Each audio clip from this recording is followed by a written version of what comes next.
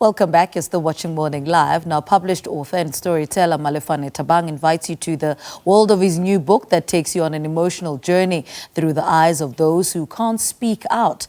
This is the premise of The Burial of My Past, which uncovers sexual abuse, gender-based violence, and other issues we go through in silence as the modern generation. Now, to tell us more, Malefane joins us virtually. Malefane Thabang, a very good morning to you. A warm welcome to Morning Live. Speak to us about what inspired the title of your book, The Burial of My Past. Well, how I hope you're good. Well, it all began back in grade 6, whereby I used to jot down each and every word which motivated me. As I kept on writing and reading, something inside of me started to develop. I started to have passion in writing. Then years back, if we can remember, the gender-based violence issue has been traumatizing our country. So I decided that, no, let me try out something else. I've seen most musicians were busy promoting the stop gender-based violence issue, stop sexual abuse issue, stop any form of abuse issue. Then I decided to write a book about a girl whose upbringing was riddled through abusive episodes, a girl who moved from the dungeons of art there to the thrones of heroism. Yes. Tell us about Elsie's story and how do you reflect the reality of sexual abuse and its aftermath on her? How is that reflected on her life? Okay, so like the book mainly concentrates on three things that are the theme of love, the theme of acceptance, and the theme of move on. So like Elsie is a girl who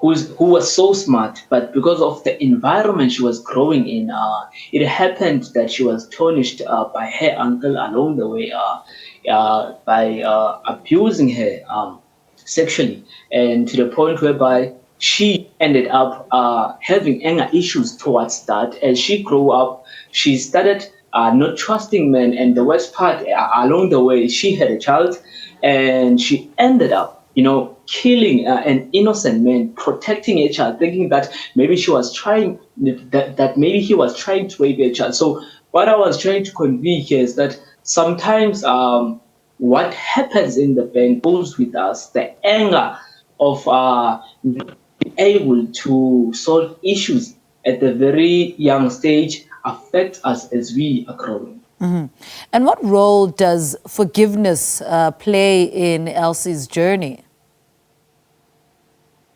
Well, after everything that has happened, after everything that she went through, at the end, she finally accepted the truth that, okay, it happens now, and there's nothing I can do about that, and there's nothing I can do more than what I've done. She decides that, okay, let me accept, let me do everything.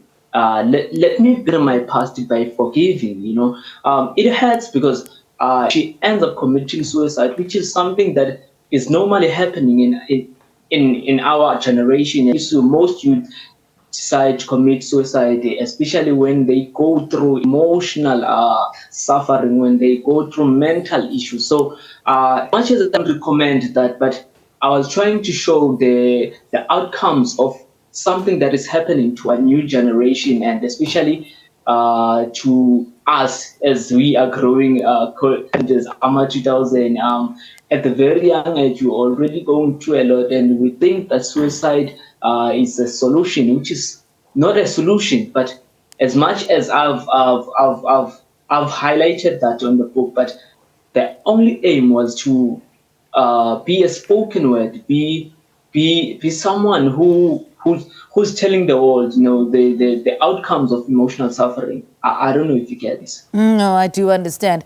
But what other issues do you also, or what other themes do you also explore in the book? Because I believe you also touch on issues such as, hope and resilience. Tell us a little bit about that.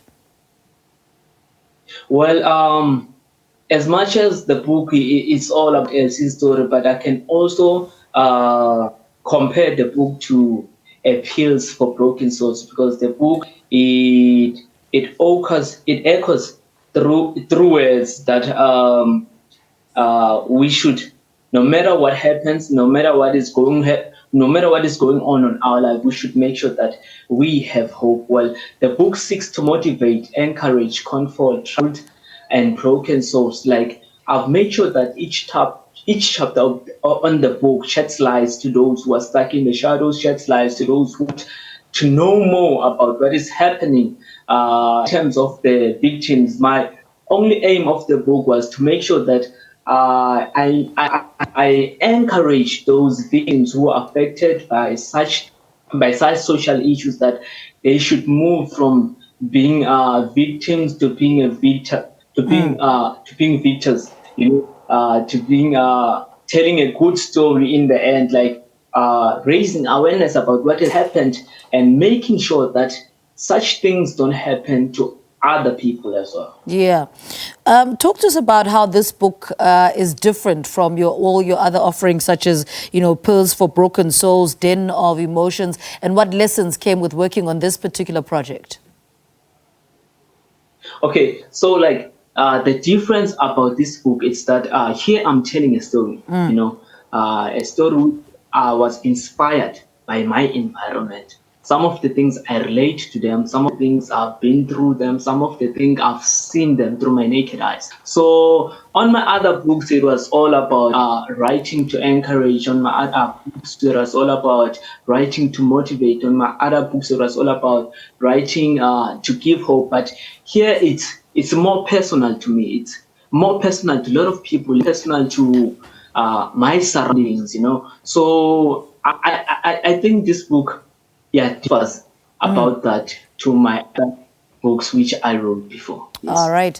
Malefane, thank you so much for talking to us. Good luck with the book going forward. Malefane Thabang is author and storyteller, talking to us about his new book titled The Burial of My Past, which explores the voice of those who can't speak out to raise awareness about sexual abuse, gender-based violence, and all other issues we go through in silence as the modern generation.